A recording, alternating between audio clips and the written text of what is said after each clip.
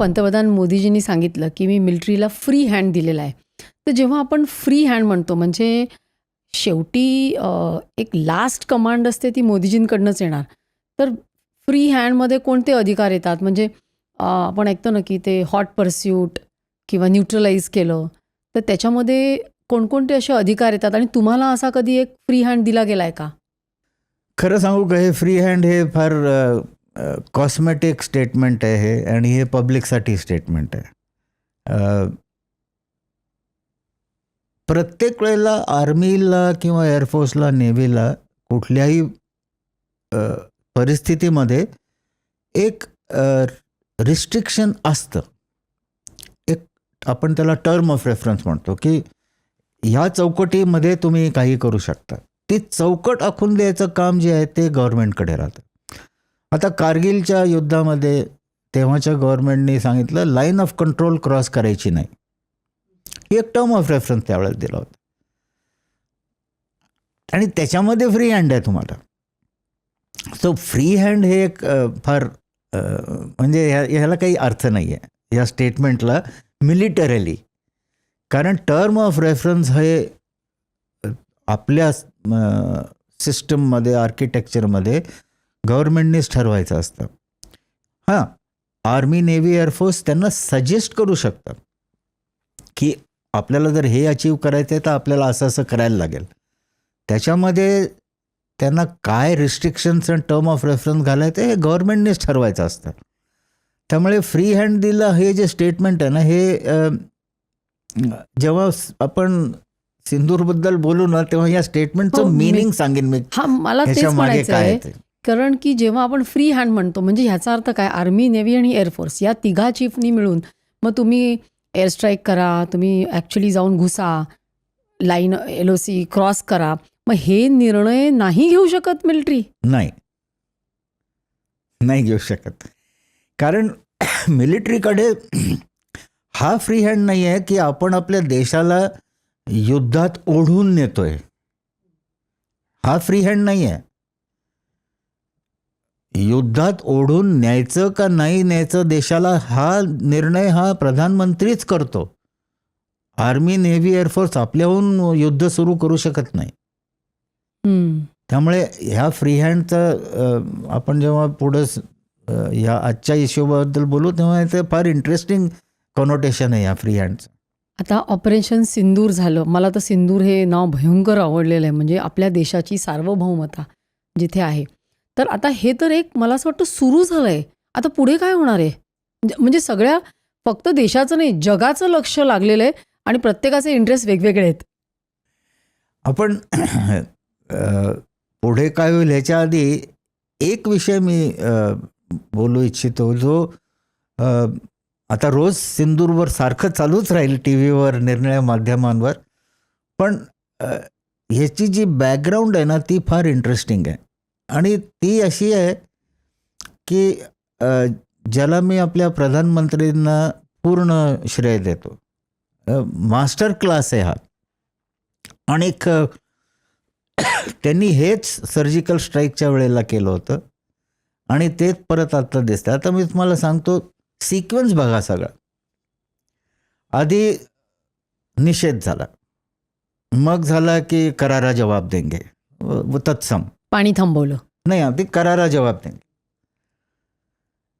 नंतर डिप्लोमॅटिक चालू झाला प्रेशर, तुमचे डिप्लोमॅट्स परत, आमचे डिप्लोमॅट्स परत. हे सगळं पाकिस्तानने जेव्हा हे घडवून आणलं पहलगाम, तेव्हा त्यांच्या ॲनालिसिसमध्ये हे होणार हे गृहीत असणार. त्यामुळे त्यांना वाटलं ठीक आहे, हे नॉर्मल चालू आहे. नंतर त्यांनी सिंधू करार अबेन्समध्ये ठेवला. जे ॲनालिस्ट आहेत ना त्यांना माहिती आहे की ह्या अबेन्समध्ये ठेवायच्या ह्याला काही मिनिंग नाही. त्याचं कारण असं आहे की जे पाणी झेलम आणि चिनाबमधनं पाकिस्तानमध्ये जातं ते थांबवायची कपॅसिटीच नाही आहे आपल्याकडे.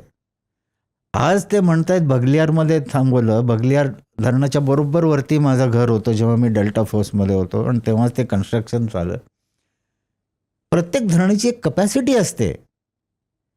इनडेफिनेटली पाणी नाही थांबवता येत, धरण फुटेल ते. त्यामुळे जे ॲनालिस्ट आहेत त्यांना हेही कळत होतं की आपलं पब्लिकसाठी आहे हा प्रकार, एक 2-4 दिवस थांबेल, अजून किती थांबेल, धरण भरत भरत भरत झालं तर शेवटी सोडायलाच लागेल ना पाणी. त्यामुळे इंडिकेशन काय देत होते हे लोक की आम्ही ह्याच्यात आहोत. आणि त्याच्यामध्ये जो आर्मीला फ्री हँड दिला ना, हे स्टेटमेंट फार महत्त्वाचं आहे. कारण ह्या स्टेटमेंटने त्यांना आणि आपल्या पॉलिटिशियन्सना सुद्धा की जर काही केलं नाही मी, जे मला करता येत नाही आहे, तर चूक ह्यांची. बोट दाखवायला त्यांनी एक तयार केला की मी यांना फ्री हँड दिला होता, ते मला म्हणले काही आम्हाला करता येणार नाही म्हणून मी काही केलं नाही. चूक मिलिटरीची, असं चूक मिलिटरीची, असं एक पॉलिटिकल त्यांनी निर्माण केलंय, असं ॲनालिसिस झालं. त्यानंतर 2 दिवसांनी डिफेन्स मिनिस्टर म्हणला नाही फ्री हँड असला तरी मी बघतोय काय करणार आहेत वगैरे. पण प्राईम मिनिस्टरचं स्टेटमेंटमध्ये लागली झालं सुरू, हा गायबच आहे, अमुक आहे, छप्पनींचा छाती कुठे गेली वगैरे सगळं चालू झालं. आणि 2 इश्यूज जे आहेत, एक म्हणजे परवा संध्याकाळी दिवसभर 9 ते 9:30 वेस्टर्न फ्रंट राजस्थानवर एक्सटेन्सिव्ह एअर एक्सरसाइज केला.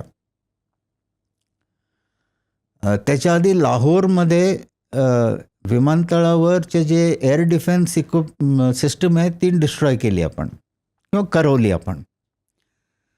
तर हे कोणी पाहिलं नाही. तर हे एअर डिफेन्स एक्सरसाइज जेव्हा आपण म्हणतो तेव्हा, आणि the best master stroke was आज 7 तारखेला मॉक ड्रिल. आता मॉक ड्रिल हा एक डिफेन्सिव्ह ॲक्शन आहे देशाची. मॉक ड्रिल हे ऑफेन्सिव्ह नाही आहे. मॉक ड्रिल आपण तयार करतोय आपल्या सिटीजनना की उद्या पाकिस्तानने अटॅक केला तर आपण हे करायचं, सायरन वाजवायचा रात्र व्हॉटेवर. तो इंडिकेशन परत की आम्ही डिफेन्सिव्ह आहोत, आणि त्याच रात्री तुम्ही अटॅक करता. द होल सिक्वेन्स त्यांनी इतका ब्युटिफुली मॅनेज केला की अपोजिंग साईडला कळलंच नाही की आता कधी हे होत आहे. आणि अजून एक मी गोष्ट सांगतो, जेव्हा आपण एअर एक्सरसाइज म्हणतो ना, आज आता माहिती आहे आपल्याला की मिसाईल स्ट्राईक केला वगैरे, हे जे मिसाईल आहेत ते 70 किलोमीटर, काही 250 किलोमीटर, काही 30 किलोमीटर ह्या रेंजचे असतात. ते असं नसतं की एखाद्या विमानाने जायचं आणि नुसतं बटन दाबायचं ते जायला लागतं. त्याला लॉन्च करायची एक विमानाची ॲटिट्यूड डेव्हलप करायला लागते. एका पर्टिक्युलर अँगल, एका पर्टिक्युलर स्पीड, एका पर्टिक्युलर हाईट हे अचीव करायला लागतं, आणि मग ते मिसाईल रिलीज करायला लागतं. व्हॉट दे डेड वॉज की काल त्यांनी ते आधी दिवसभर प्रॅक्टिस केलं आणि रात्री रिलीज केलं. सो त्यामुळे हे जे सिक्वेन्सिंग आहे ना, हे पुढे फारसं डिस्कशनमध्ये येणार नाही. ते आता डिस्कशन हेच राहील, किती मेले, किती हरले, कोण आलं, कोण गेलं. पण काही मिसाईल्स ही फार लांबून आणि स्ट्रेट ट्रॅजेक्टरीमध्ये जातात ना. हो, जातात ना, पण ते सुद्धा असे नुसते नाही की एक विमान सोडलं. ते विमान एका पर्टिक्युलर अँगल, एका पर्टिक्युलर एअर स्पीड, एका पर्टिक्युलर हाईटला असायला लागतं, आणि मग ते रिलीज केलं तर देन दॅट ते मिसाईल टेक्स ऑन. पण ते हल्ली ते शिपवरून, प्लेनवरनं, जेटवरनं पण लॉन्च करता येतं ना, क्रूज क्रूज मिसाईल. मिसाईल. पण ते शिपला सुद्धा एका म्हणजे जर आपण शिपचा विचार केला तर त्याला सुद्धा एका पर्टिक्युलर डायरेक्शनमध्ये वळायला लागतं, डिपेंडिंग की वारं कुठनं आहे, वेव्स कसे आहेत, स्टॅबिलिटी कुठे आहे, ते करून त्याला लॉन्च करायला लागतं. तर सेम विमानाचंही आहे, असं नुसतं विमान उडता उडता लॉन्च नाही करता येत. त्यामुळे हे सरप्राईज आपण अचीव केलं ना. आणि मी म्हटलं तसं की मॉक ड्रिल जेव्हा त्यांनी अनाऊन्स केलं तेव्हा मी फॉलो करत होतो, पण तेव्हाच मी म्हटलं नाही हे म्हणजे अजून 1-2 दिवसांनी होणार, इतक्यात होणार नाही. कारण mock drill is a defensive item. म्हणजे मी फॉलो करत असताना सुद्धा मला असं वाटलं, मग पाकिस्तानला काय वाटलं असेल याचा विचार करा. तो तर म्हटला असेल अरे अजून हे तर आपल्याच घरातले सायरन वाजवायच्या तयारीत आहेत, आपण आज काळजी करायचं कारण नाही. Master stroke absolutely. सो हे जे सिक्वेन्सिंग आहे ना, हे फारसं डिस्कशनमध्ये येत नाही पुढे. आता ह्याच्या पुढचे जे मीडियावर हे सगळं ॲनालिसिस नाही येणार. ही क्लिप शेवटपर्यंत बघितल्याबद्दल खूप खूप धन्यवाद. संपूर्ण एपिसोड बघण्यासाठी खाली दिलेल्या लिंकवर क्लिक करा आणि सर्व काही चॅनलला सबस्क्राईब करायला विसरू नका.